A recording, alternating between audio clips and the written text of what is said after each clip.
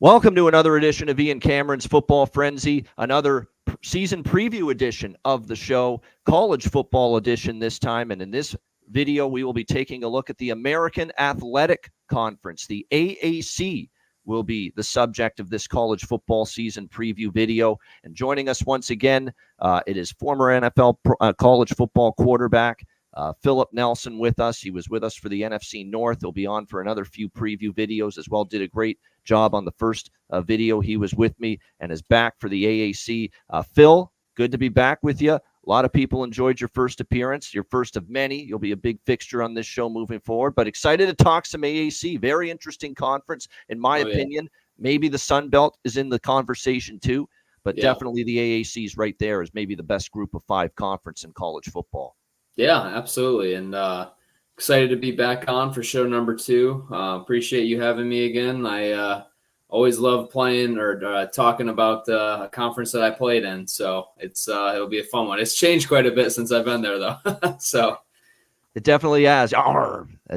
Philip Nelson's talking about the East Carolina Pirates. No question, who have had some tougher years in the recent seasons, but things may be looking up for East Carolina a little bit this year, and we will certainly get to that.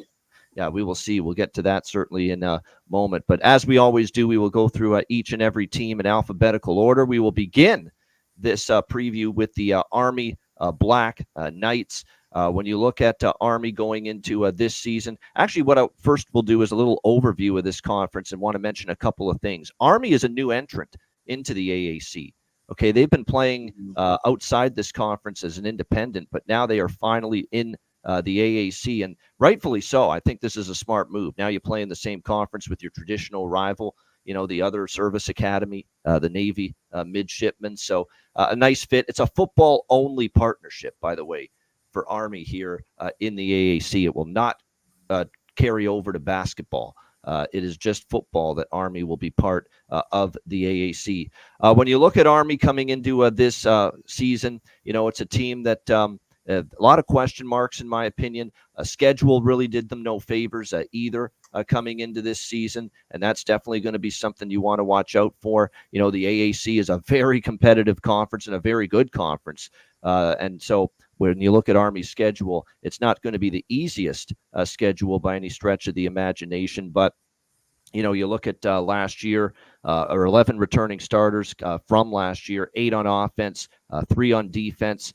It's a new offensive coordinator this year, and Cody Worley. It looks like it's going to be, for them, obviously a help for them that they're going to have the quarterback position solidified with Bryson Daly being back at that quarterback spot for Army. It looks like last year, because there was some changes in the rules, cut blocking is something that was really, really taken away in college football. And it really altered, obviously, when you're talking a triple option offensive team. You're going to have some concerns, and how are you going to alter the way you do things? But it looks like it's going to be a more traditional under the center approach this year for Army with the quarterback.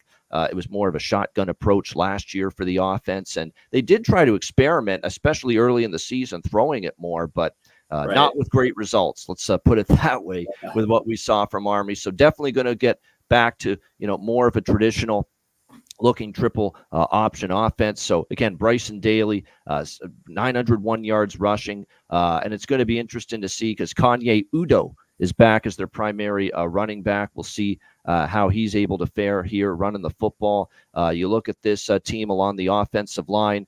There's a couple back from last year, but there's also a couple of new replacements. And again, running the football is going to be very, very important for them. And when you look at Army last year in that regard, as far as rushing the football is concerned, obviously 202.7 rushing yards per game, 10th in the country, 4.1 yards per rush attempt, though, which for Army, you'd like to see that a little higher, considering, running the football is your primary and oftentimes only operation for moving the football. So to get only 4.1 yards per carry, you definitely want to see that number improve quite a bit. I think the key for Army, too, coming into this season is, can that defense of theirs, take a step forward? The problem, Phil, with the service academies, and I say this all along, is that a lot of times they can wear down later on in the games. I find a lot of them struggle as far as the secondary is concerned. as far as getting those athletic cornerbacks,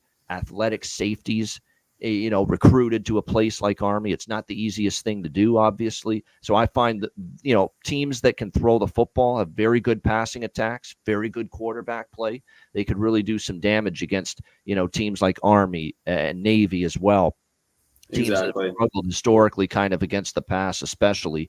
And it's going to be interesting to see how Army fares with the pass defense this season, because obviously you look last year as far as their pass defense, some more struggles there as far as that's concerned. I think the thing you want to worry about here with the defense here as well is, 34th in total yardage allowed. It's going to be interesting to see how that, not bad actually, but when you look at the schedule, one of the easier schedules last year Army's faced. So will they be able to play defense? At least it was better last year, but I think that defense is going to take a step back. You're just facing a harder schedule this year. Yeah. Better teams and better offenses on that schedule as well. They don't play Memphis and Tulane in this conference this year, which is good. Those are two of the better teams in the conference, but you do look at the non-conference schedule. Notre Dame is on that, which won't be an easy game by any stretch of the imagination. They have road games at Florida Atlantic, at North Texas, so we'll see how it transpires. Right now, you see where Army's win total is right now, and this is a team that I did bet a small under with. I just think the schedule is challenging. I think the defense probably won't be nearly as solid this year. It's more of a schedule-related decline for the defense, thinking that, they're probably going to face some better offenses just when you look at this schedule on paper. So with Army's win total this season being lined where it is, I thought it was worth a look toward the under with the Army Black Knights and their win total, which you can currently find right now around 5.5 at plus money, under plus 110 with Army. I think a lean to the under. I think it's going to be close, though, because I think this is a team that's going to be right on the fringe of being bowl eligible. They're going to be battling, to get to bowl eligibility. So I see them 5-6 wins. 6 wins is the ceiling, in my opinion. But I think it's likely they fall 5 wins or fewer. So not anything close to best bet material, but I did lean under 5.5. A small bet for me on under 5.5 wins for Army at plus 110. Phil, what do you think here? Army Black Knights for 2024. Yeah, I agree with you. I think, defensive coordinator Nate Woody has his work cut out for him. They are returning that really good linebacker, Khalid Fortner. But like you kind of said, they struggle with recruiting, talent on the outside. And, I'm a testament, playing against Navy and Army, in my past as well. They like the type of defense they like to play is kind of like a shell. They keep everything in front of them. They don't want to let up the big plays. They rely on the offense making mistakes in order to, prolong the game. And then they want to run the ball, and chew the clock type of a deal thing. So, I agree with you. I would take the under on them. They did win their last 4 games last year, though. Once they got back to the option, I don't think the throwing experiment worked out very well, but it'll be an interesting team to watch. But I agree with you. I think they're going to be battling for that, 6-game win, but I would take the under here. All right. Also look to the under for Phil with the Army Black Knights. All right. Charlotte 49ers next up here in the AAC. Charlotte's an interesting team because they kind of made, quite honestly, a little bit of a outside the box hire a couple of years ago, bringing in Biff Poggi. He's one of the better names in all of college football. But it's definitely been one of these deals where for them, you look at coming into this season too. It's basically a 3-9 team last year, but they beat Tulsa, they beat East Carolina, who didn't have great seasons last year. And then the other win was against an FCS squad, South Carolina State. So the 3 wins weren't of quality at all for Charlotte. He comes from, obviously, he was coaching under Jim Harbaugh at Michigan, 3rd year now here at Charlotte for Biff Poggi.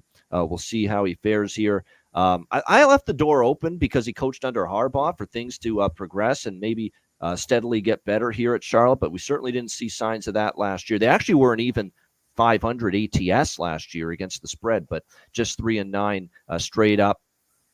I think for them, though, there's a potential, I think, for Charlotte this year, especially at the quarterback spot. Will they be able to get better quarterback play? It's going to be very important for them.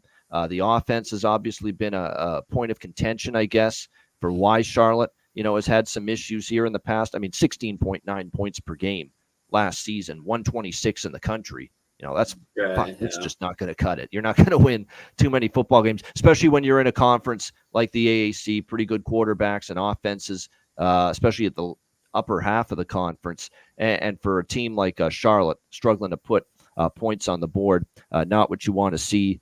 Struggled, of course, to run the football. The passing game was even worse as far as the ranking, just 170 passing yards per game, 117th in the country.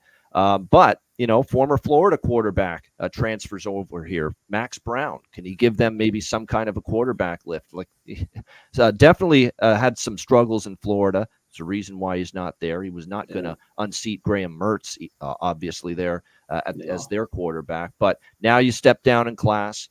You come to a program like Charlotte. We'll see if he can maybe inject this offense.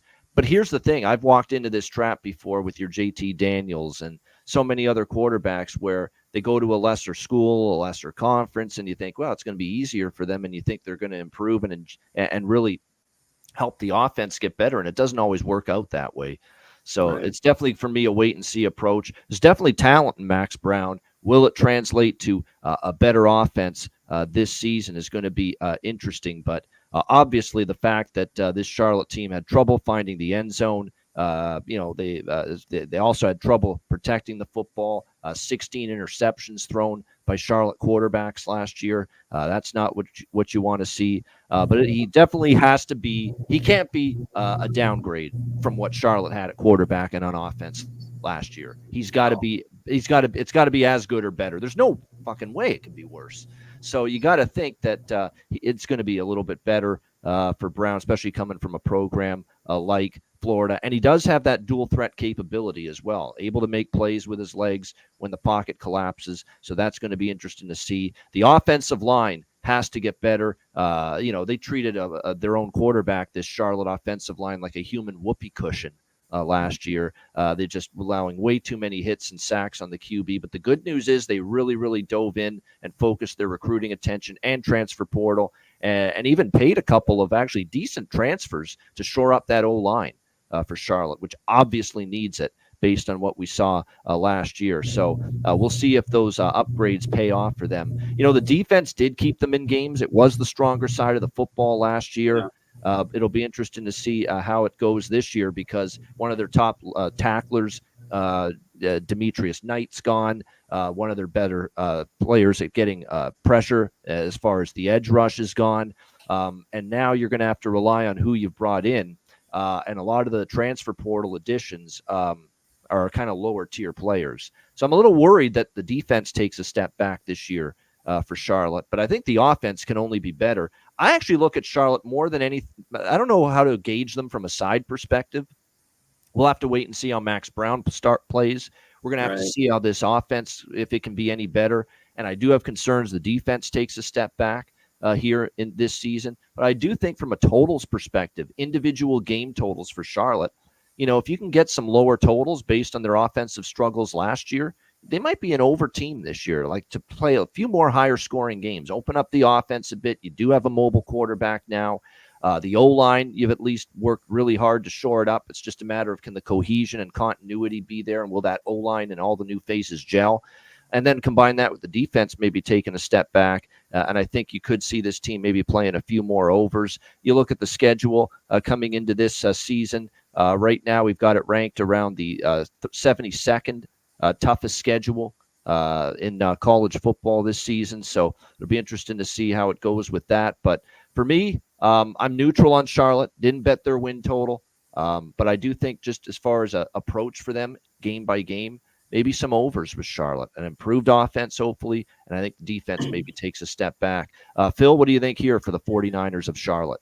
Yeah, I'm neutral as well. I just think that, there's so many question marks with all the new transfers. I know you mentioned a few of them, but then also, I'm seeing they have two transfers coming in, running back, one out of Iowa State, Cartavius Norton, and then CJ Stokes out of Michigan. So those are kind of intriguing just based on where they came from.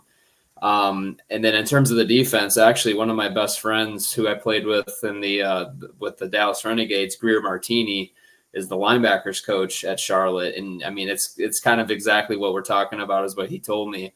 It was frustrating for the defense that was able to hold AAC teams to, 5 yards a snap, try to keep them in these games, but the offense was just kind of missing. So I think just based on all these question marks, it'll be interesting to see how much they improve this year. But I think there's just so many question marks as of now. And I think a lot of the success is going to be based around Max Brown. Yeah, exactly. Someone that obviously, he was just stuck behind Mertz there. That's simple as that in Florida. So that's what happens. We're out of the days where the quarterback just stays there and bides his time and waits for his opportunity. I don't get a chance to start. Fuck this. I'm out of here. Off to the transfer portal we go. That's where things are changing, Philip, compared to even just back when you were playing a few years ago. Yeah. Yeah. So you can't say that about me because I was starting and I still transferred. Yeah. There you transferred as a starter, not as a backup or a third string quarterback. Yeah. You transferred as a starter. So we're going to cut you a little slack. Can't classify me as that. We're going to cut you a little slack. Yes. Thank you. I was just getting my ass kicked by some Big Ten linebackers, and I didn't want to do that anymore. So no, exactly. So yeah, going to be interesting to see again how it ends up playing out here for Charlotte this year. Meanwhile, we move on here. It's the East Carolina Pirates, one of the former teams of our guy here, Philip Nelson. The Pirates here with East Carolina. Look, an East Carolina team that's not been easy for them. They've obviously had some difficult seasons. Going to be interesting to see how this one goes. But you look at East Carolina coming into this season and what they have back. I know it was a tough up and down season for Jake Garcia at quarterback for East Carolina. Remember, you're following Holton Ahlers as well, who is obviously a really good quarterback in this program, a veteran quarterback, and not an easy act to follow. But Jake Garcia, ups and downs last season for East Carolina, but looked impressive in spring. All the spring camp reports, spring game reports were, that he looked pretty solid there. But they also have Katin Hauser, who transferred from Michigan State, who is basically competing with Jake Garcia for the starting quarterback spot right now. And it's an open competition at this point in time. So it'll be interesting to see who ends up winning that battle as far as ECU's starting quarterback. I think both are very capable, of being able to play at a solid level for this team, and Mike Houston's sixth season. I still think he's a pretty solid coach, quite honestly. I know he's had some tough times, but I think when you look at Mike Houston, he still has taken East Carolina to a couple of bowl games. I thought the Scotty Montgomery era was horrible. So when you look at Mike Houston coming through here for East Carolina, it's definitely, I think, give him some. I like that they've given him some time, even through some rougher waters.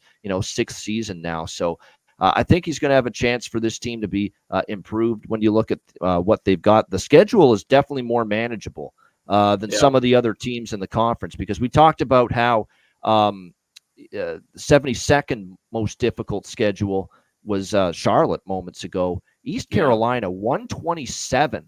As far as the most difficult schedule. So that is, and schedule analysis is a big part of it when you're trying to make preseason prognostications for this team. The defense, I thought last year for East Carolina, it actually played solid for them. A respectable 24.5 points per game, 126 rushing yards per game allowed, 236 passing yards. They were definitely good against the run. This Pirates team, and it was the defense that often, was able to keep them in it. So it'll be interesting to see on the defensive side of the football this year if they can duplicate that. But I think there's things to like about them on the defensive side of the football. Like I said, I think Jake Garcia, second year now, being able to potentially start at quarterback, assuming he wins the battle, will be a good thing. And if he doesn't, you've got Katin Hauser, who obviously got playing time last year at Michigan State, no question. But I think when you look at this offense, definitely reasons to think it's going to be improved. The O-line definitely should be a lot more smoother this year, more chemistry, more continuity there as far as that's concerned. And then you pair it with the schedule that they've got, East Carolina, and they got dealt a great hand as far as their schedule is concerned. Yes, they have to play non-conference games against, App State, which won't be easy, but they get App State at home. It's very important. So the kids from App State got to make the trip from Boone, North Carolina, here to ECU. They're at Liberty. That one will be tough on them for sure, but you take that away and then you get into conference play. There's no Memphis on the schedule. There's no Tulane on the schedule. There's no South Florida, who I'm very high on this year, that group. There's none of those teams end up on their schedule. So that is a good thing here for East Carolina. This win total actually was as low as 5.5. It went to 6. It's actually mostly at 6.5 now. I thought certainly this team was a minimum, in my opinion, 6-win team. I think they go over the 6.5 wins this year. I definitely think improvement is on the way for East Carolina. It's actually a win total that I like quite a bit this year in this AAC conference. I think ECU, we're definitely looking at a good possibility that they are a 7-5 or better team here in 2024. Phil, you used to play there. You know that area. You know that campus. You know that stadium in Greenville. Kakalaki, inside and out. What do you think here with East Carolina? Yeah, you know what? I think I'm really excited of the hire of the new offensive coordinator, John David Baker. I think that returning 4, starters on the offensive line is huge. And then obviously these 2 quarterbacks coming in, competing. Raji Harris coming back to lead the way on the ground attack. Our number 1 receiver, Chase Sowell, comes back as well. We also gained a Florida State transfer, Winston Wright, out of Florida State. So I think that offense is going to make a huge improvement this year, which is great. And then obviously the defense, I think that's a huge, they did great against the run last year. And I think they have some players in the pass game as well that can compete and hold their own. But yeah, I think the combination of these new transfers, I think Mike Houston, he's a great coach, even though they only won, 2 games last year. I think he's a great coach. He knows what he's doing. I just think that last year, the personnel they had just really put them in a bind. But I think the combination of upgrading the roster and then the schedule that they have this year is going to give them a really good chance, like you said, to win, 6+ games. And I'll give them 7 too. I really agree with that. All right, we both like over with East Carolina, and I think they're a team you're going to be able to cash some tickets with ATS week to week. I mean, they're going to be a little undervalued. I like a lot of what they've done. I like that the offense, I think, should be better, whether it's Garcia with more experience or Hauser, who played, pretty decent at times look, Michigan State had a tough season, so he's in a tough spot there. He's got a chance now to come to another program and probably improve on the way he played last year. I love the O-line having, many of their starters back, a lot more experience now, an experienced group that's had time together on this team. And like I said, the defense last year was the reason they were able to be as competitive as they were in a lot of games. And I think that defense will be solid. And plus the schedule is one of the easier ones in the conference. There's a lot of reasons why both Philip and I agree that we think this team can go over their win total. All right, next up, it's the Florida Atlantic Owls. Woo-hoo. The Owls here, Florida Atlantic. You look at this team, 3rd season now for Tom Herman, and it's not going well here. And kind of surprised that, the team has had, kind of the issues that we've seen from them. 4-8 last year straight up. Not a great season. But you look at it, they had the great run under Lane Kiffin, obviously. But since then, it's been a steady decline for Florida Atlantic. Willie Taggart was a disaster.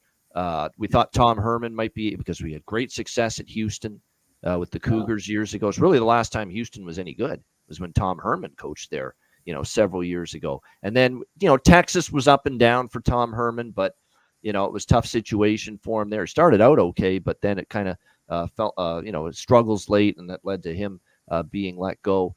Then he was out of college football. He was on television, actually, for a little bit with CBS Sports Network, and then got this job at FAU here in Boca Raton down in Florida. But it's been a rough go here for Tom Herman so far. Like I said, they lost 4 straight to end the season when they had a chance to get into a bowl, 4-8 on the season. And looks like the transfer portal was not good for Florida Atlantic in the offseason. And their roster has holes. Okay, their roster has holes. How is Cam Fancher, the projected starting quarterback, transferring in from Marshall? How is he going to play for this football team?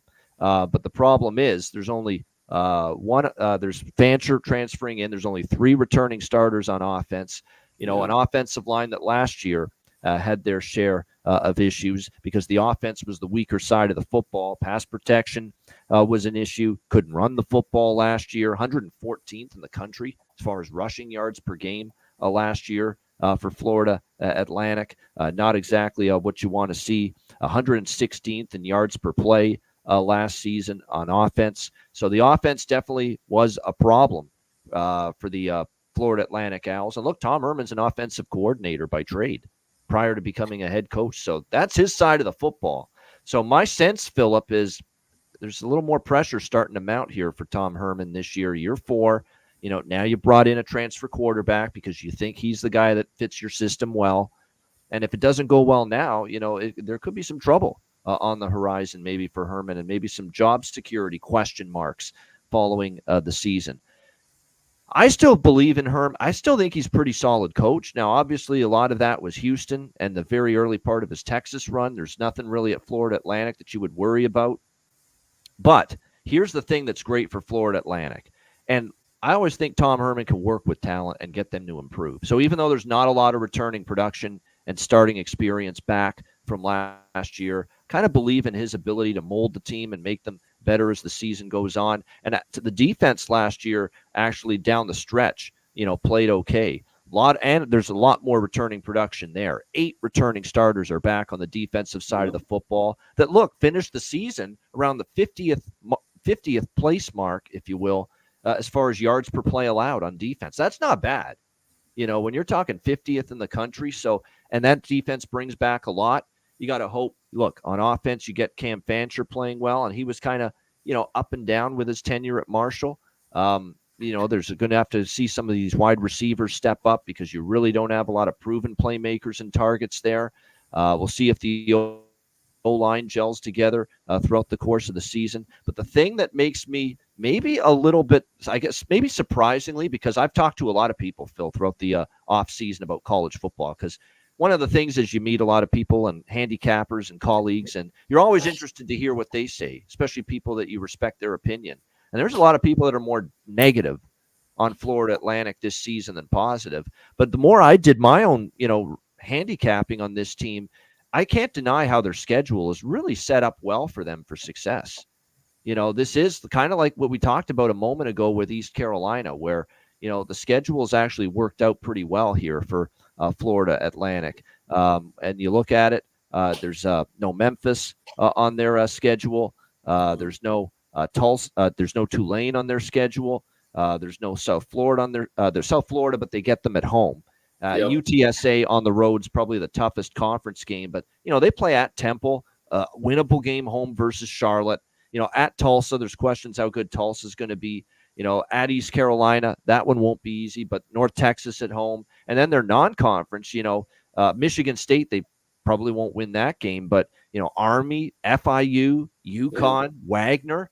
I mean, there's a lot of wins there for Florida Atlantic. So I look at their win total, 6.5 right now. I actually lean over 6.5 here with Florida Atlantic. Is the personnel what you want it to be, especially on offense? No. And I'm not so sure what we're going to get out of Cam Fancher, but that defense was solid last year. A lot of those guys are back. I believe in Herman. I still think he's a good coach, and that's more than anything. I'm putting my belief in Herman, okay, who's had a tough time here for the first 2 years at Florida Atlantic, but now it's year 3. That's sometimes, as you know, Philip, sometimes a coach needs that third year when you see that leap. That's when the leap happens. That's when the improvement happens. So, and I can't deny that their schedule is one of the easier ones in the AAC. So I'm going to believe in a coach that I think can prove, is capable of proving that he's better of delivering results than what he has for the program in the first 2 years. So with that in mind, I'm going to go with the over 6.5 with the Florida Atlantic Owls with their win total. Phil, what do you think here? FAU. Yeah, I think, I think everything you've said has been spot on. One of the big things that I'm looking at too is seeing, they beat South Florida pretty handily last year, 56-14. And I know South Florida, I mean, they finished 7-6, but I thought that was an impressive win. It showed that, Herman can coach these guys up and, get them in the right spots. They also had 4 losses by 1 score. So I think that there's a lot of games that they could have actually won last year. And then, let me just jump in and tell you that a lot of handicappers will use that as you lost a lot of one-possession games the previous season, that some of that good luck is going to turn the other way for you the following season. Yep. Exactly. And so I think with those two things and Herman, I think, feeling the pressure a little bit this year, I think that they're looking to make a statement this year. They went and got some transfers. I know you said that that the transfer portal wasn't anything crazy, but I'm seeing that they have 6 new receivers that they brought in. So I think it's once they again, lost a lot in the transfer portal. It's a question of lost. what they get back in the transfer portal make up for it. Yeah. And that's what makes this also difficult, doing preseason stuff, because you just don't know how anything's going to gel yet. And so I think, like you said, that non-conference schedule, those first 5 games are going to be really telling to see how the rest of their season goes. If they can steal at least 3 of those right off the bat, I could see them definitely being a over 6-win team. All right, the Memphis Tigers, and expectations are high with this Memphis Tigers squad. This is a team that I've kind of bet against quite a bit, Philip, the last few years. I mean, I've just not been all that enamored. And even last year, 10-3 straight up. Pretty good season, right? 10 wins, 3 losses. But against the spread, 5-7, 5-7-1 ATS. So you actually lost money betting on Memphis last year. So they were overvalued. Why were they overvalued last year? Well, a lot of the same issues that they've often been overvalued. Bad defense. And that has been something that has been a consistent problem for the Memphis Tigers. Just not a good enough stop unit on that side of the football. Again, last year, they gave up 30 points per game. And last year, 452 total yards allowed on the defensive side of the football. They got absolutely crushed against the run, giving up over 160 rushing yards per game, giving up almost 300 passing yards per game, which that secondary was atrocious. And there's no doubt I could put you on the field right now against that Memphis defense of last year, Philip. You're going to be able to torch that team and put some points on the board, put some yards on the board. No question about that. 300 in his almost 300 passing yards allowed per game, almost 130th ranked as far as pass defense last year. So that defense has to improve for Memphis, and that's an indictment for me with Ryan Silverfield, who I don't think has kept this program quite at the level that it was at with Mike Norvell. Mike Norvell left for Florida State. Ryan Silverfield took over, and I don't necessarily think that Ryan Silverfield's done a phenomenal job here by any stretch of the imagination. But you look at this team on the offensive side of the football, they're loaded. There's no doubt. And last year, offense was the reason they won 10 games. They were a dynamic, explosive offensive team. That was just an incredible passing attack. 300 passing yards per game, nearly a top 10 passing offense last year in college football. They bring back now, I believe this is going to be his third or fourth year as the starter, Seth Hennigan. And he's gotten better and better and better. He had an outstanding season last year. He'll have most of his receivers back. Rock Taylor is absolutely going to be an NFL receiver at the next level. There's no doubt he's back for Memphis. They've got most of their production back there. They will lose Blake Watson, who was an incredible running back for them last year. But you look at what Memphis still has to make up for that. They did pretty well as far as being able to replace, someone of that caliber. Mario Anderson should be fine, as the running back, primary running back for this team. So loaded at receiver, offensive lines experienced. They've got obviously not only a very experienced, but he's turned into a very good quarterback in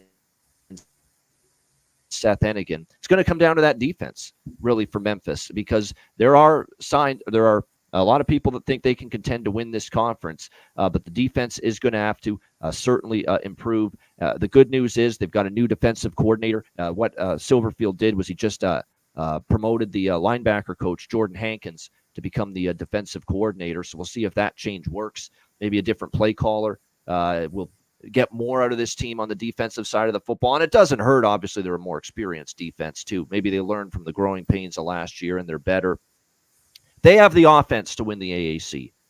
There is no question about that. And I know a lot of people like them to win the AAC this year. And even I took a small piece of them to win the conference this year. And when you look at Memphis too, as far as the schedule goes, they do have to play non-conference against Florida State. They won't be winning that, but they should beat Navy, or they should beat Troy, because Troy's down this year. They should beat North Alabama.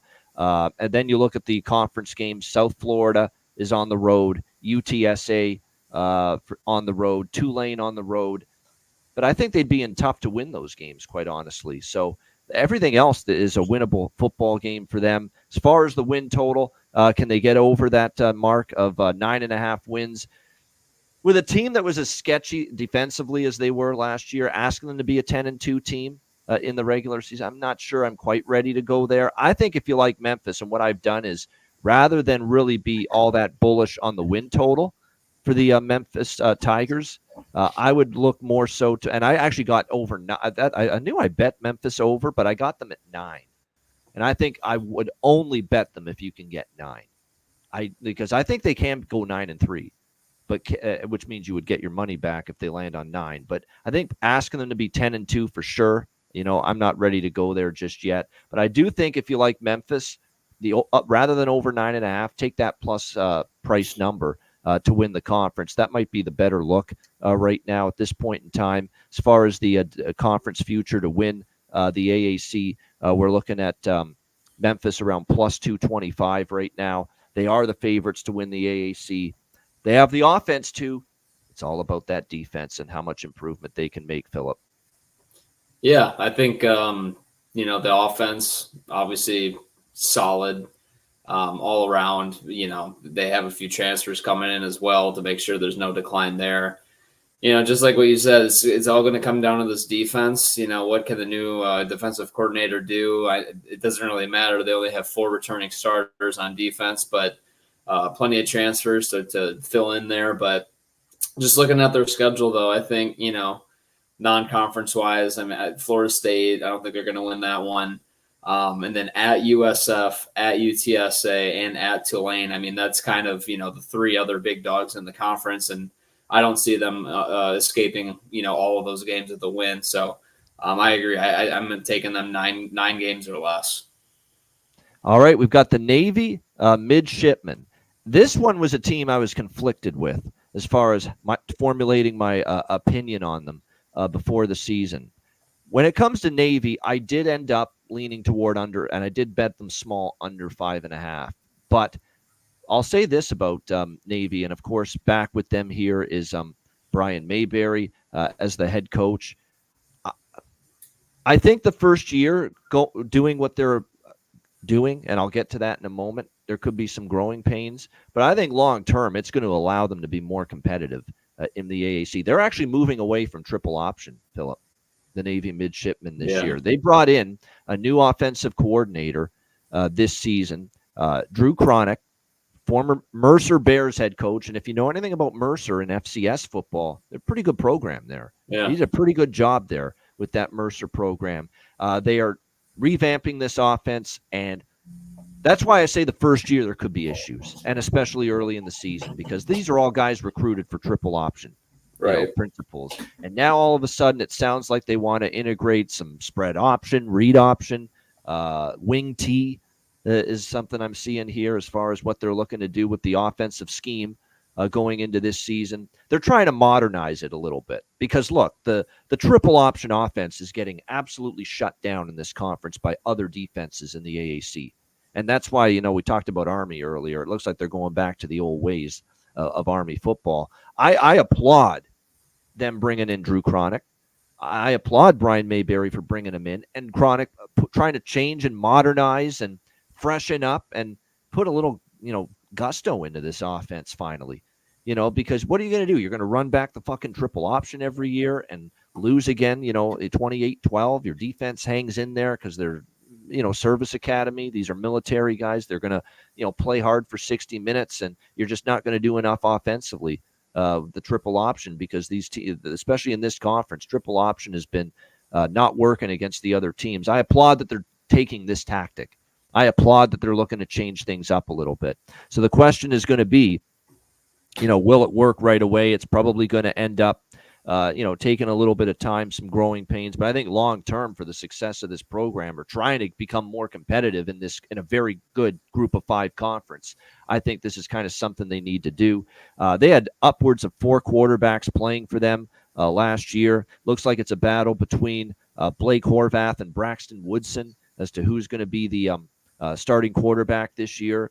It'll be interesting to see. Horvath, I think, had the better of it last year over Woodson, but the job or the battle apparently is still on for it. So it'll be interesting to see how it goes. They do have their best back, Alex Texa, back as well. Going to be interesting to see how that fares. But obviously they're going to have to improve on 17.1 points per game. 125th in the country last season. That's certainly got to get better. Again, the Navy defense wasn't that terrible last year. 24.5 points per game allowed, held them in a lot of games. But again, when you're on the field so much and your offense isn't moving the football, you're going to wear down. And eventually, when you're just undersized and against some of these other teams in the trenches, and you're on the field because your offense can do dick all, moving the football, that's going to end up causing problems, and you're going to wear down. And we saw that throughout the course of the season with Navy. They do have 7 starters back on the defensive side of the football, which is a good thing. Like I said, defenses in this conference have really, really shut down the service academies, and especially Navy with the triple option. So I applaud them for going with a little bit of a different scheme, but it's a very complicated scheme. He's bringing in elements of the wing tee. He's bringing in elements of the read option. He's bringing in elements of maybe putting a little spread concepts into it. I mean, that's like putting all kinds of ingredients into a bowl of stew and trying to make sure it tastes right. And sometimes it doesn't taste right away. Sometimes it takes time, and you got to add and subtract some things again before you finally get it tasting the way it should. That's the analogy I make to this Navy offense. It just could take some time when you're loading up these kids with all kinds of new verbiage and all kinds of new terminology, and when they've been trained, to do triple options since they arrived on campus there in Annapolis. And so from that standpoint, I think it could be, I love that they're doing this. And long term, it's probably going to make them better in the conference. But in year one, it could be a bit of some growing pains for Navy on offense. And again, they'll fall into the same issues maybe early on, especially if the offense struggles, trying to grasp these new concepts and this new scheme. Defense ends up wearing down later in these games. Philip, what do you think, though, for Navy here? It's funny. When I played at East Carolina, Navy in the triple option was incredible. They were so good. And obviously over the last few years that's changed. We used to have to take a full week out of training camp when I was at ECU just to have the defense prepare for this game, which, that was kind of one of the advantages of running, such an odd offense that you don't see anywhere else. So I just remember, us. That would be a fall camp thing for you, right? Yeah, a fall camp thing. It was right away. Dedicate time. We got Navy this year. We've got to put in a full game plan to prepare defensively against the triple option. Exactly, and so I always thought that was interesting, especially the year that I transferred in and I had to redshirt. I got to run that offense, and boy, that sucked. But anyway. I just don't think that they. You poor bastard. Yeah. I don't see the talent. I don't think that they have the talent. I honestly think that what you're saying with the offense too, just it doesn't sound like they have an identity. But isn't that a good thing for them long term? Like they can't keep running this shit. Well, right, and I think that with the way it's been going, right, and the problem is it's like they recruited the kids to do that. Yeah. Yet it still was failing. Now they're going to throw in all these different elements, and they're not going to really know what they're doing. I'm not high at all on Navy this year. Also, defense 12th in AAC pass efficiency last fall. I'm a hard under on this team. I don't really foresee them. I think this is going to be a growing pain year for them. So I'm hard under on them. All right, North Texas Mean Green. Next up here as we continue along with our AAC college football preview. When you look at North Texas, this is another one of those teams where, Eric Morris now, third season as a head coach, 5-7 they were last year. But you look at it, they played a lot of close games last year. So there's a chance for this team to make up some ground if some of those close losses, turn into victories. this year for them. You look at them off; it's the same story as we talked about with Memphis, although a little bit more of a poor man's Memphis, where the offense wasn't as good as Memphis's offense, but still it was the superior side of the football by far last year for North Texas. No question about that. It looks like it's going to be, Chandler Rogers is gone. It's funny, one Chandler out, another Chandler in for the North Texas Mean Green at quarterback, and this time it's going to be Chandler Morris coming in for the North Texas Mean Green. We'll see how he fares. But again, you're talking about a quarterback that has, a pretty decent amount of experience coming into this team this year. We'll see if that can translate into some success coming into the new team here for North Texas. But I think another thing to factor in too is defense is going to have to improve for this group. Will it be able to? Is going to end up being the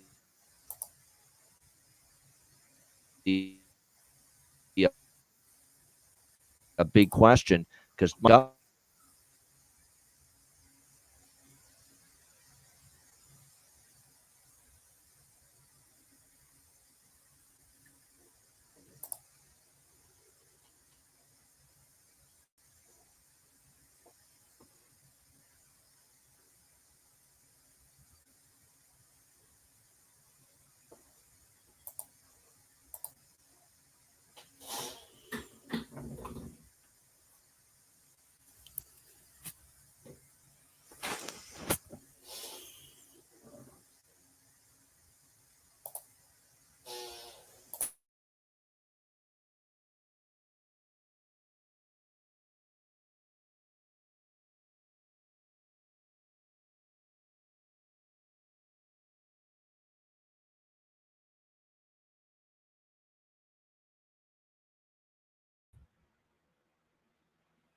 all right, sorry about that. We had a power flicker there for just a moment, so my apologies there for that. But we are back. We're back. Yeah, we're back. Yeah, it was a power flicker for a minute for me there. That's what caused that. But there you go. We're back now. We were talking North Texas, and we were talking about the fact that much like with Memphis, their offense was a lot better last year. Chandler Morris at quarterback, though, for them. And again, this is a guy that's got experience, certainly experience at the was Power 5 level, now Power 4 with TCU the last few years. So that's going to be a good thing. I think their offense is still going to be very good, but it's all going to come down to how much better can they be on the defensive side of the football coming into this season. That'll be the interesting mark. I do not have a win totals bet on North Texas coming into this season because I do think, again, I've got to see what their defense can do after the struggles last year. They do bring back 6 starters on the defensive side of the football, but you look at the defense that played well at times, but unfortunately there was just way too much where they were giving up 40 points, 50 points, a negative yards per play differential, 37.6 points per game allowed last year by North Texas. They gave up almost 500 total yards per game. 133 in the country total yards per game allowed, which tells you how much that defense struggled. But again, this is one of those up-tempo, fast-paced, breakneck NASCAR pace offenses. So they play at a hyper speed and they score quickly, and oftentimes they put their defense back on the field, and the struggles become, especially when it's a bad defense, that's going to be somewhere where they struggle. But they do have 6 starters back. I do like them on the offensive side of the football. Morris knows this system too. He played it at TCU. So there should be, a hand in glove fit for him here, knowing this scheme very well from his TCU days. So that should help.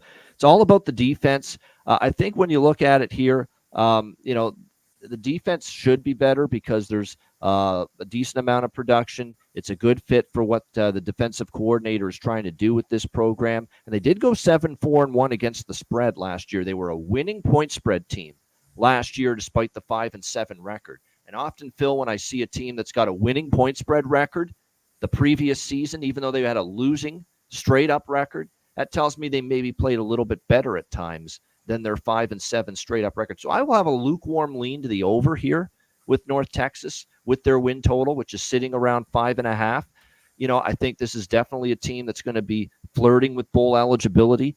Getting to a bowl game, I think, would constitute a pretty solid season, all things considered, here for North Texas, especially since they've taken the step up to the AAC and a much tougher conference. So North Texas, 5.5.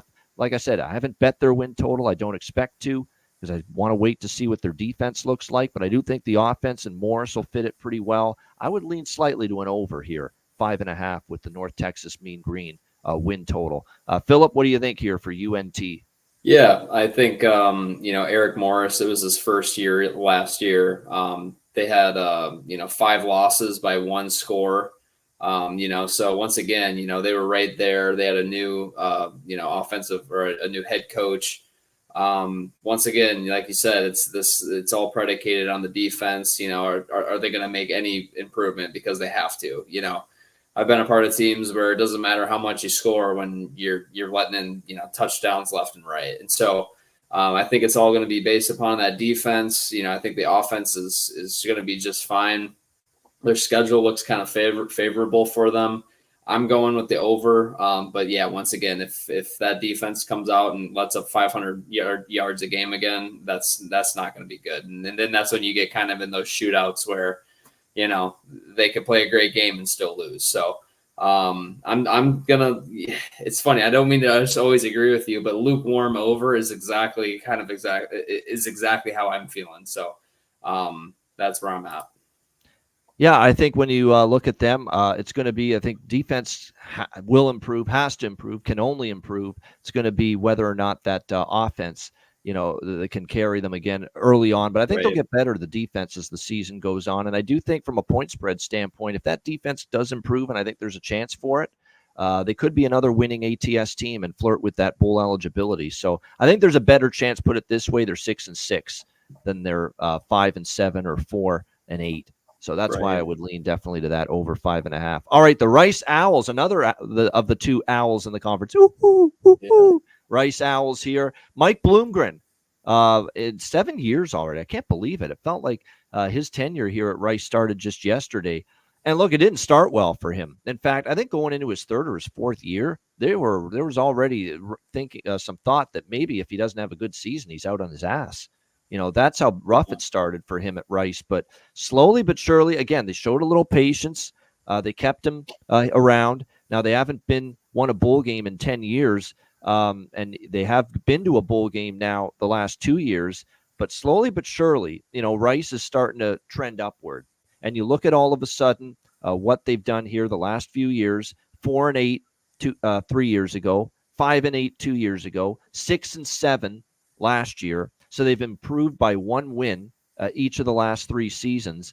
And there's a chance they probably improve again here this year. You look at the schedule, it's 104, most difficult in the country, which is it's not the most easiest schedule. There's FAU's got an easier schedule in the conference. I think even ECU does, but Rice has one of the easier schedules here in conference play, which will benefit them. They get potentially a big-time transfer quarterback from Temple and E.J. Warner, the son of Kurt Warner, the NFL and arena football legend. Let's not forget, Kurt Warner was a hell of an arena football quarterback, too. Everyone's going to focus on him winning the Super Bowl with the Rams, but let's not forget he was a great arena quarterback as well. But his son, E.J., now here with Rice, he'll probably win the job, you would think, even though A.J. Padgett, who's also on the roster, played an extensive amount of time at quarterback last year for the Rice Owls.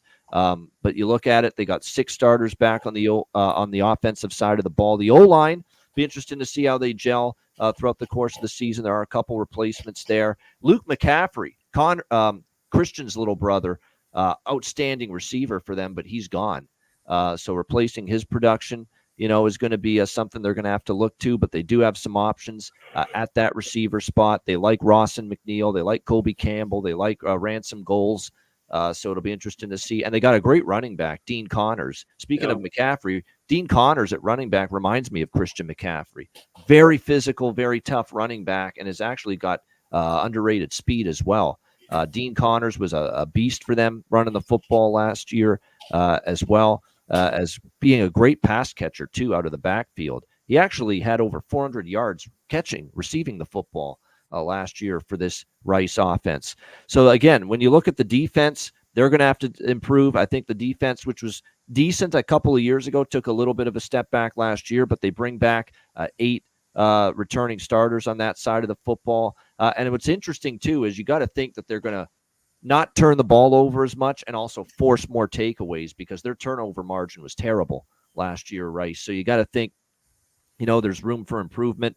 They've got most of their returning production back on that side of the football, which I think is going to be a good thing. The Rice offense has certainly been better and better each year. The defense did take a step back last year, and yet they still won 6 games, got to a bowl game. And in my opinion, they lost a lot of close ones too last year, and now that defense should be better. I definitely like over here, 6.5 minus 140. And all they need to do is keep on the same trajectory, Philip, as they've had the last few years, which is increase their win total by 1 from the previous season. They went from 4 wins to 5 wins to 6 wins. And if that trajectory continues, they should win 7 games this year. And I think they've got the schedule to do it. And, of course, an upgrade at quarterback in E.J. Warner, who I think has a chance to be pretty good for them. So I like over 6.5. I think they're minimum 7-5 this season, the Rice Owls. Philip, what do you think here for Rice? Yeah, E.J. Warner, obviously 6,100 yards, 41 touchdowns in 2 seasons with Temple, so a lot of production there. 8 starters returning on defense. We'll see if they, that experience helps them improve, because I think that's going to be a huge thing on whether or not they can increase that win total. You already mentioned it, Dean Connors. I mean, incredible freak athlete, 91.5 all-purpose yards per game last year. So I think, this team has the pieces. It's just going to be that defense and just continuing to take a step forward, just like how you said. I'll take the over on them as well. But yeah, I think the schedule favors them. I think they have they have a big upgrade in quarterback. And I think that this coach knows what he's doing, and he's getting the most out of his players each year.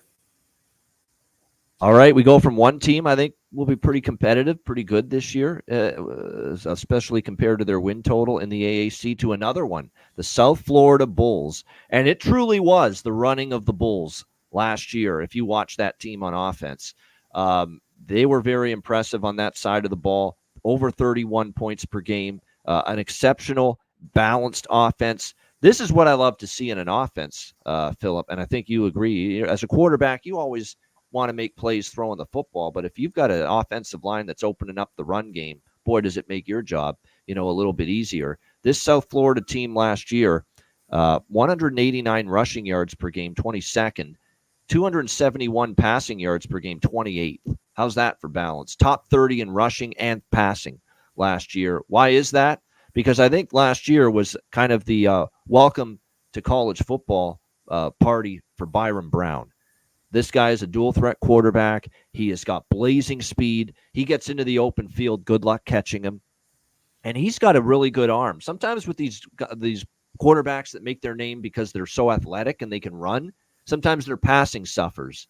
A lot of times their passing is just not as good. Not Byron Brown. He can throw the football. He can sling it, and he showed that last year for South Florida. They've got an incredible talent. I was reading things that he almost transferred to a Power 4 school. There were a couple of Power 4 programs that were after this guy, but a little money was paid apparently by Alex Golish and the guy and the crew at South Florida to keep him around. And I don't blame them for it, because they have a chance to be I think one of the dark horse contenders in this conference possibly this year with keeping Byron Brown around. There's certainly going to be. And by the way, another thing, too, they have 10 returning starters back, and obviously keeping Byron Brown was imperative. But the O-line, they did, lose one key lineman to the NFL, but most of their offensive line is back. Naquan Wright is back. They have Sean Atkins is back, who had over 100 receiving yards last year.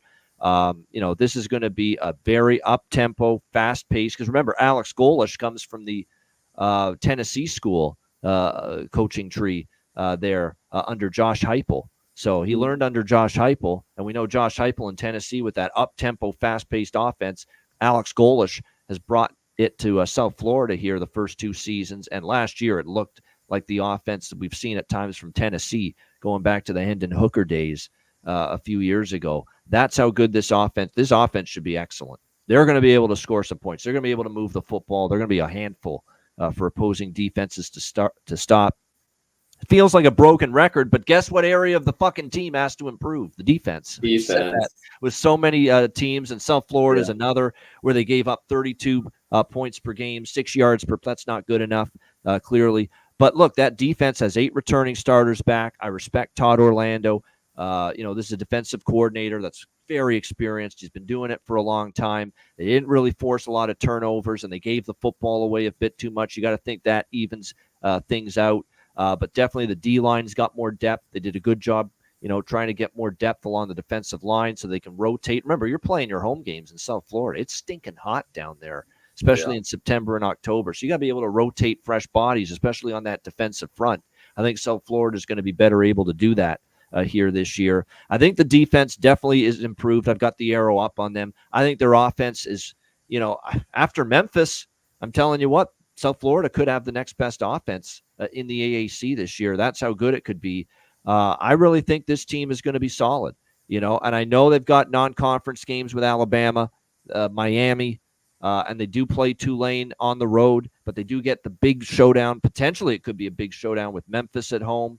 And then they play, winnable games against UAB, FAU, Navy, Charlotte, Tulsa, Rice. Rice won't be the easiest game, but basically after the Memphis game, what a soft final 6 games for the most part down the stretch of the season. So when it comes to South Florida, I like them to get to 8-4. I really do. I think over 7.5 for me with USF.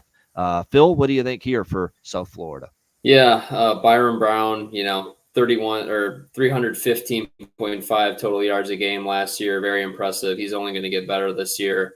The other thing I'm just looking at from a longevity with Alex Golish, 1-11 in 2022, 7-6 last year, crushing Syracuse last year in the Boca Raton Bowl.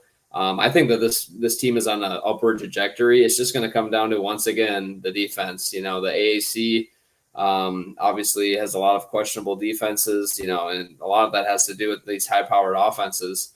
But if Todd Orlando can bring that group around, 8 starters returning, right? Hopefully those guys improve. Otherwise those guys need to be replaced. So I think that this team can win eight games as well. It's just going to come down to that defense, and the other thing you mentioned too. As a player, playing at Alabama, and then you got Miami, Memphis, some of these really good teams coming up at the beginning of the schedule. That's going to really battle test them for the rest of the year, where it gets really soft. So I can see them winning 8 games. I think and even if maybe even more if they can sneak out a few at the beginning of the year. So I'm high on this team as well. All right. I said 2 Owls in this There's 3. I forgot about Temple. Another one. 3 Owls all in the same conference. All 3 Owl teams in college football, they're all in the same goddamn conference. If I'm not mistaken. The AAC, Temple, South Florida, or Temple, Rice, and Florida Atlantic. Yeah. 3 Owls in the same conference. Temple Owls next up. 3-9 last year. Stan Drayton, his 3rd season as the head coach here at Temple. I don't know what they're going to do at quarterback. Forrest Brock, Evan Simon. Apparently it's a quarterback battle, but EJ Warner, we just talked about him. He transferred to Rice. They lose him, and that's big because I think one of the very few good parts about Temple football last year was EJ Warner's play, and now you don't have him anymore. Right. So it'll be interesting to see what they get from Forrest Brock, the Rutgers transfer, Evan Simon, who, look, you're not good enough to start at Rutgers. How good are you? So from that standpoint, you got some question marks there about what he can do. Look, I mean, they couldn't run the football worth a damn last year. Absolutely awful as far as running the football. The O-line just got totally manhandled, and I don't know if it's going to be all that much better. 5 returning starters only on that side of the football. Meanwhile, the defense was horrific. They got rated, and they didn't get rated in the transfer portal, but they didn't bring anyone in, I should say, in the transfer portal of significance, of quality. It's a sign of where this program is. What have they won? Like 10 games total since 2020, 2021. That tells you where Temple is. And you're going to see that their win total, Phil, is 2.5. Temple's win total. And you're also going to see that they won 3 games last year. And I know that's going to goad some people into maybe betting over 2.5 wins for Temple this year. I can't do it. Because if you actually look at last year's 3 wins for Temple, they beat Akron, they beat Navy, who struggled, and then they had a Norfolk State win in FCS. Those were the 3 victories. Okay, that was it. And this year, their schedule definitely gets more challenging. They've got to open at Oklahoma. They've got to play at Navy this year instead of at home. Coastal Carolina, they're an underdog in every game, put it that way. Yeah. They are an underdog in every game. They are a projected underdog, and in most cases, a double-digit underdog in every single game on their schedule this season. And you're going to ask them to win 3 games with this schedule, with absolute zero certainty at the quarterback spot. Look, I know for me, I did not. It's very difficult usually for me to bet unders when you're talking 2.5. A lot of times you can get to 3 wins by accident. With this schedule, with the issues at quarterback, with the O-line being terrible on paper, with the defense being a sieve, and I don't think they're going to make incremental improvement this year based on their schedule and who they have to play and the good teams and offenses they have to play. I don't see them getting to 3 wins. I could only look under 2.5 with Temple's win total this year. I really, truly think they are one of the worst teams in the entire country this season. Philip, what do you think here for Temple? Can I place a bet on 0 wins? Wow. So you're going to say they get the old goose egg. Just kidding. 12, there's just not much to say here. There's no improvement roster-wise. No. I don't think that, their quarterback situation is atrocious. Defense, one of the worst in all the conference and all the league. The conference, there's not even really any for sure, bunny games for them on their conference either, or in their schedule either. So, I think it's more likely 0 than 3. I would say closer to 0 too. Maybe I give them 1 because I could. I'll tell you what, they could beat. There's not many I think they could beat, quite honestly, but they could beat. Let's say I'll tell you what. Utah State at home, and I'll tell you what. Right now, Utah State's in shambles. Yeah, there's been a lot of bad shit going down. Anderson's not there anymore. A mass exodus of players that initially committed there. That's one of those games where, Utah State is probably worse than initially projected, and Temple does play them at home. They could maybe pull an upset there, even though they were initially going to be a big underdog. And even Navy, because it's always, a bit of Navy historically, I think, has had a tough time with Temple. So maybe you could make a case 1, maybe 2, but I don't see a 3rd win on the schedule. And even then, when I'm saying 1 or 2 wins, I'm being nice. I'm being kind when it comes to Temple, because it definitely should be, a challenging season for them. All right, next up, we've got the Tulane Green Wave. This is a very interesting team to dissect here in this conference, because they lose Willie Fritz, who did just a phenomenal head coaching job. He goes to Houston, but they made an incredible hire, not a good hire, an incredible hire. Tulane getting John Sumrall here from Troy, who did an outstanding. I think he's actually one of the better G5 coaches. Honestly, John Sumrall. So here's the thing: with 4, 2 seasons at Troy. That's quite the record. 23-4, as Phil just said, with the success that John Sumrall had at Troy. That's one hell of a run that he had there. Now there's a lot of turnover and a lot of personnel change, and you are bringing in new coaches, new schemes, and all that, and there is an adjustment period.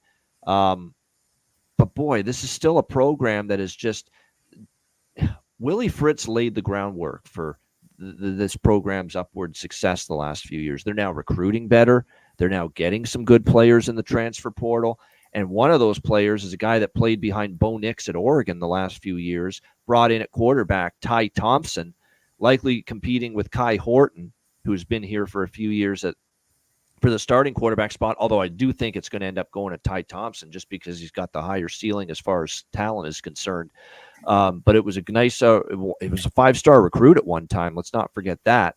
And playing behind Bo Nix, who, of course, had a great run at Oregon, so you knew he wasn't going to get in. So this could be a really nice addition here for Tulane, being able to get Ty Thompson in here. And of course, Ty Thompson transferred out of Oregon once Oregon decided to bring in Dylan Gabriel. So that ended up sending Thompson into the portal, and he ended up getting to Tulane. You think he's got a great opportunity. Hasn't been made the starter yet, but I think he does win that job over Kai Horton. The receiving core does take a hit. They do have a lot to replace there as far as that's concerned. It looks like Mekhi Hughes is going to be back at running back for them, which is significant. The O-line, there's a couple of changes there. That's going to be interesting to see how they maneuver it. The offense definitely looks to be a decent shape, especially if Ty Thompson can play well, assuming he gets the job. And then on the defensive side of the football, a very good defensive team last year. In fact, the defense was better than their offense last year at Tulane. 25th in the country, points per game allowed, 21st rushing yards per game allowed. They were really good up front, stopping the run. And when you look at it, 34th like I said, in yards per play allowed on defense. And their top three tacklers are back.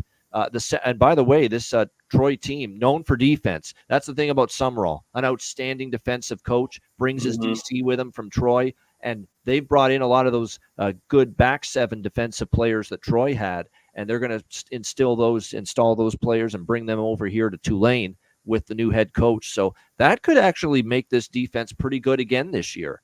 Like you would think a great defense this year, last year, 7 returning starters. There could be maybe a decline, maybe not, because they've actually got personnel-wise. You grade the players on this defense on paper, position by position. There's a lot of sites out there that say there's not much of a drop-off on paper from last year's Tulane defense, and you have a great defensive-minded head coach here as well. I initially thought, look, Tulane's got a drop without Fritz. It's a big loss. But then they get Summerall. There's a great coach. Love the hire. I look at the schedule. Yeah, they play Kansas State and Oklahoma. They're underdogs in those games. They're probably not going to win them. But then there's a potential they're favored in every other game the rest of the season. Maybe the Memphis game, they're a slight dog in that one. But pretty much every other game, they've got a chance to be favored. And normally when there's some change in the coaching staff, there's some change in the roster on both sides of the ball, I'm usually going to immediately gravitate Phil to the under with that team. But I always said, and I said this about a certain, I think in the NFL video, but one of the teams there, the reason why I don't want to bet an under is because I like the coach a lot. I don't like betting really good coaches. Coaches I know are really, really strong, will have their team prepared, that know how to adjust, that always seem to, put their team in a good position to win every week. Even with some issues with the actual roster itself, I don't always love betting those coaches under the win total. And then you put the schedule up there, and Tulane might be able – initially I had a small opinion on Tulane and a lean to the under. I've kind of backtracked and to the point where I'd lean over 7.5. They might be able to get to 8 wins. I think that much of John Summerall. You're talking about a guy that's lost 4 football games in the last 3 seasons. So I know there's a little bit of retooling that's got to be done here with Tulane, but Willie Fritz did a hell of a job building the foundation of a program that even though he's gone, Philip, it's not one of those deals maybe where Willie Fritz is gone, Tulane falls back to bottom feeder status again. I think he did a good enough job and sow the seeds for John Summerall, who's going to be a great coach, I think, for them to just keep this team around the top of the pecking order and the upper echelon of the AAC. So I'm going to go over 7.5 with Tulane here with their win total, even though normally in a situation like this, I'd be leery of taking an over with things changing on the coaching staff like this. But you're not bringing in any ordinary coach. He's very good. What do you think here, Philip, with Tulane? Look, Ty Thompson or Kai Horton, I think that they're not going to, affect anything. I think they're both great players. This offense, I think, is going to really be predicated around the running back, Mekhi Hughes, 1,378 yards on the ground last year. That's incredible. They also, dipped into the transfer portal, adding, USC receiver Mario Williams, and then also LSU Shaz Preston. So I think there's going to be plenty of talent, no concerns on offense. The main reason Mario Williams was a good get in particular. Yeah, absolutely. Yeah. And then also, not to even mention, I think arguably one of the best offensive tackles in the whole AAC, Rashad Green, returns, So I think this offensive line, I think this offense is going to really not skip a beat. I think the main reason why I'm picking the over on this is because Summerall, I mean, finished first in fewest points allowed in per contest last year in the Sun Belt. So I think they're returning a lot of starters as well. You mentioned the transfers coming in. I think this defense is going to take a step forward, and I think that these guys can win 8, possibly 9 games. I could see them upsetting Kansas State, honestly. I think these guys are that good.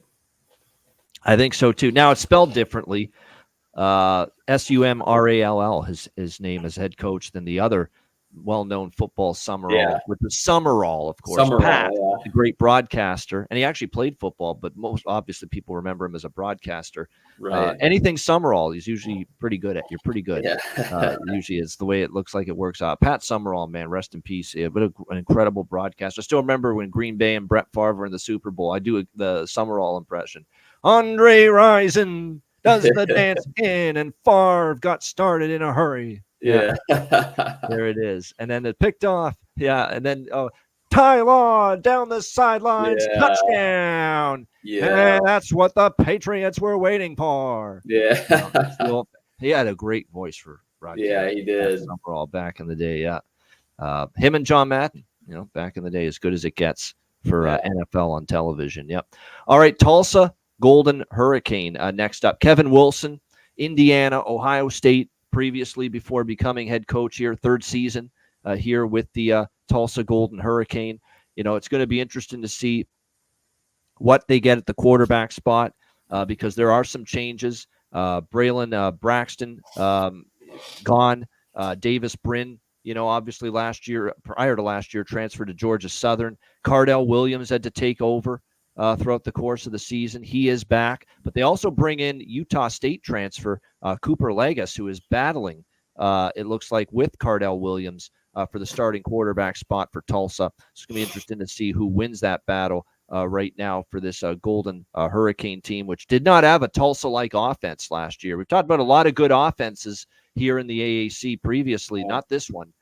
They only averaged shy of 22 points per game last year. It was a tough season. The offensive line didn't really hold up all that well overall, especially, pass protection was an issue. We'll see if they can take steps forward there on that side of the ball. The defense obviously was horrendous last year. They had no pass rush, no pressure on opposing quarterbacks. They ended up giving up a brutal number of passing yards per game, 131st in the country, could not stop good throwing quarterbacks. That definitely is something to watch for if they can take a step forward in that regard. The good news for Tulsa rather, again, is the schedule here where, in the non-conference, they play Northwestern State, which is going to get them off to a good start. At Arkansas State won't be easy because I think Arkansas State will be pretty solid. Obviously, Oklahoma State will be tough. But you look at their win total here with this Tulsa team, 4.5. I think it's going to be close to whether it's 4 or 5 wins for them. But I do think, bringing in, obviously, someone like Cooper Legas, who has a ton of experience, I think he's probably going to end up getting the job.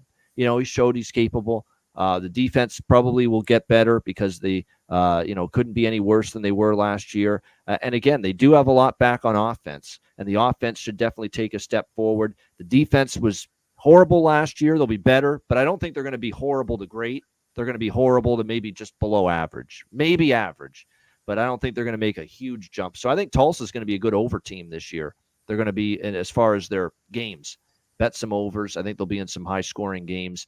A small lean to the over as far as their win total, but nothing more than that. What do you think here, Phil, with Tulsa? Yeah, I'm not super high on the offense. I don't love their scheme. I don't think that they really, they did a little bit, towards the end of the year last year. They did lose 4 games by only 1 score, but yeah, the defense once again kind of horrendous. They were only returning 3 starters, which that could maybe be a good thing to show improvement, but also sometimes you want to develop those guys, keep them around. So not a ton of transfers either. I think a lot of these games, I think that they're going to be a team that could get upset more often than they do the upsetting. So I'm gonna go the under on Tulsa this year. There we go. I like it a little. Not that I'm bullish on the over with Yeah. Tulsa. It's just a lukewarm small bet for me. But yeah, I like that you're going the other way. There we go. A little change, a difference of opinions. Good for the show. Yeah. Can't always agree. All right, UAB Blazers next up. You look at this UAB team. Their win total, by the way, this year 6.5. I like the under. I've said it from day one with UAB. The program was starting to show signs of decline before they hired Trent Dilfer, and I didn't like the Trent Dilfer hire, flat out. You saw him losing his shit on the sideline there with one of his assistants. That's not proper conduct right there by Trent Dilfer. You worry about his ability to recruit at a high level as well. There's been some questions about that with this UAB program. 4-8 last year. It'll be interesting to see how they fare because, look, Bill Clark, when he stepped down from this program, and he did a great job. What a coach Bill Clark was for UAB all those years. Brian Vincent took over, and Brian Vincent, they actually played hard for Brian Vincent, played well, but they ended up passing him over for the head coaching job. They went to Dilfer, who obviously did a nice job at this, whatever it was. I think it was Lipscomb Academy. It's where he came from in Tennessee, but now you're playing in the college football ranks now, D1 football there, Trent. Let's see what you're made of here. And like I said, it's not been good for UAB here these first couple of seasons. So we'll see if they can improve. But, Jacob Zeno, once again back at quarterback last year, just way too many turnovers, bad decisions with the football, interceptions. He's not bad as far as his ability, but just, not good enough as far as protecting the football last year. It really did come back to hurt him and this offense quite a bit. And here's another in a line of AAC defenses last year that couldn't stop a flea. And once again, UAB was a defense that was just horrendous last season. They gave up, 160.5 rushing yards per game. They gave up a lot of big runs as well. They couldn't get off the field on third down. They didn't force any turnovers. The pass rush wasn't great. They gave up 460 total yards per game, almost 40 points per game. So it was rough for the UAB defense. Now, you could say that defense was horrible last year. They bring back only 4 starters. Maybe that's a good thing, right? If you're bringing back a ton of starters from a horrendous defense, is it really going to be a good thing? Exactly. They did get bigger. They did try to beef up on the defensive line, that's for sure. But I think when you look at them still, the starters are marginal, and they didn't really bring a ton of quality depth either in recruiting or through the transfer portal, especially on the defensive side of the football. And when you look at a schedule that's going to include, teams like Arkansas, Tulane, South Florida's offense, Memphis's offense, that's not exactly what you want to see. The schedule is not that bad, but the some of the teams they do play that are really good offensively, they're going to be in tough. God, I wish their schedule was more challenging because they actually gave UAB one of the more manageable, easier schedules, but I still don't trust this group. I don't trust Zeno. He has not made good reads in the pocket. And this is a guy that played in Baylor before he even got to UAB.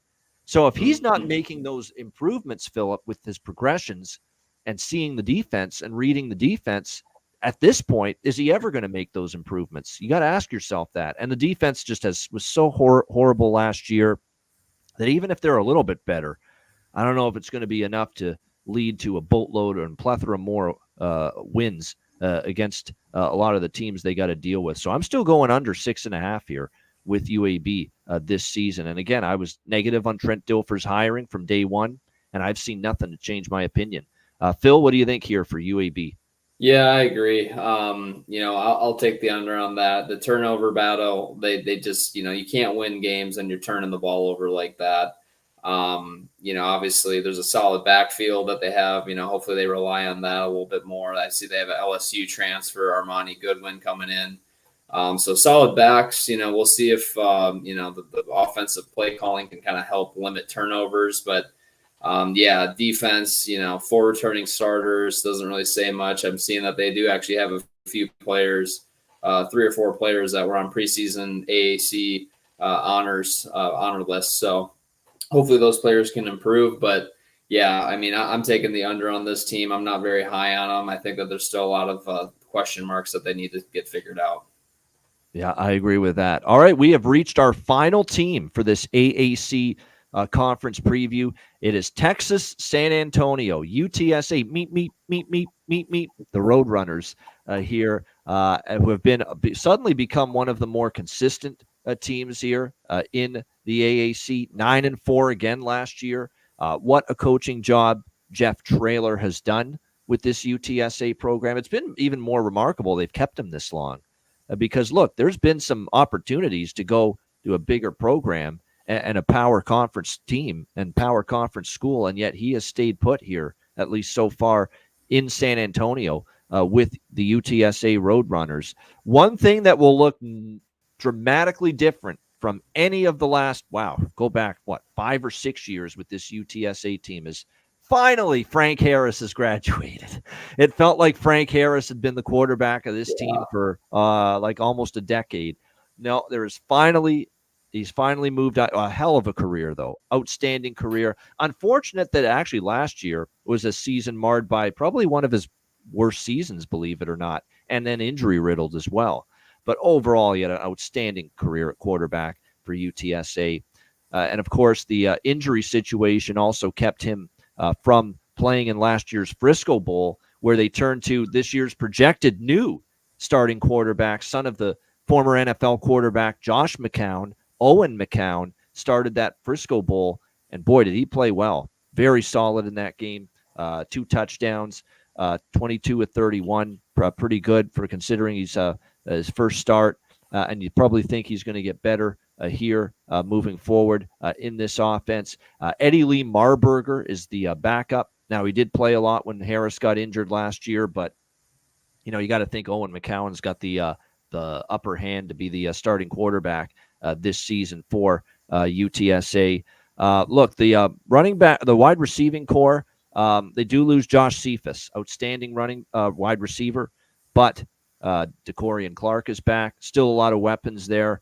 Devin McCune, J.J. Sparkman, Kavorian Barnes will lead them at the running back spot.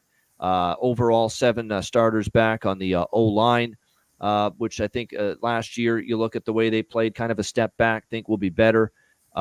Last year, the defense is the more of the concern, believe it or not, this year, probably for UTSA. I like the offense. I think the offense will be good if it's Owen McCown at quarterback. They've got the weapons. I like the O-line. But the defense, which was pretty solid last year for UTSA, when it wasn't Frank Harris's best season, and then when Marburger had to come in later on, the offense, it would bog down. They'd struggle to finish drives, but the defense would keep them in games. Respectable 24.1 points per game allowed last year by that defense. Only a 135 rushing yards per game as well. They did struggle a little bit more against the pass, but still, that defense really got up going as the season went on. But 2 of those big cogs of that defense are gone, with Cam Alexander gone, Trey Moore gone. So there's a lot of lost production there with those guys. So you're going to need someone to step up for them in that regard. And, of course, also don't forget about Terry and Arnold, who, of course, was NFL draft bound in the offseason as well. So that's a lot of key personnel missing for UTSA on that defensive side of the football. So I think from a totals perspective, offense picks up this year. Defense probably falls back a bit. And I think we could see this team maybe play some overs this season. But when you look at the schedule for UTSA and you look at where their win total is right now, currently sitting at 8.5.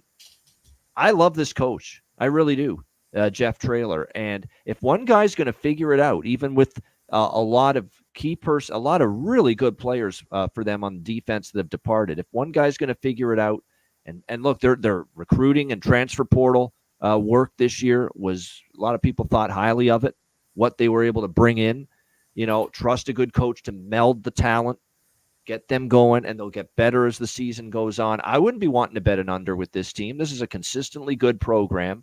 They won 9 games last year when they had Frank Harris out for half the year, and you're talking about 8.5 this year. I would lean over still. I think the better bet might be just to take a shot with them as maybe one of those dark horse shot. Not that they're a true dark horse. I mean, they're still right there behind Memphis, Tulane as far as winning the AAC is concerned in the futures market. It's not like they're a double-figure underdog to win the conference.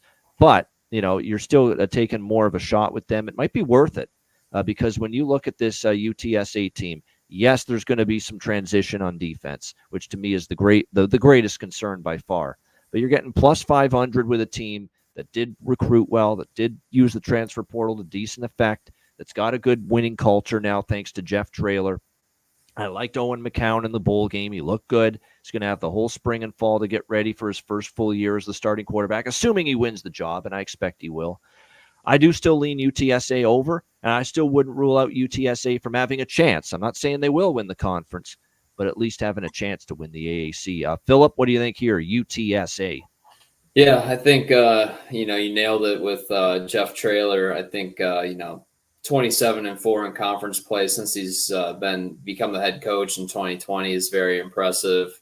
I think McCown is going to come in there and do a great job. He has a great supporting cast around him.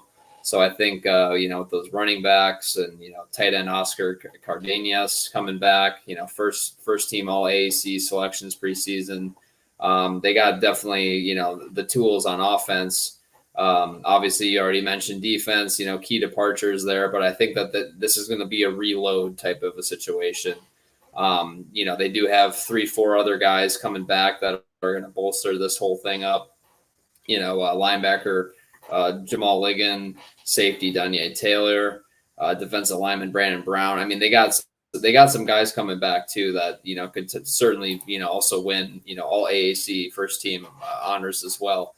I'm taking the over with this team. I'm high on the coach. I think that the supporting cast is there. They've been consistent. I think that this could be a huge year for them. I'm really high on this team.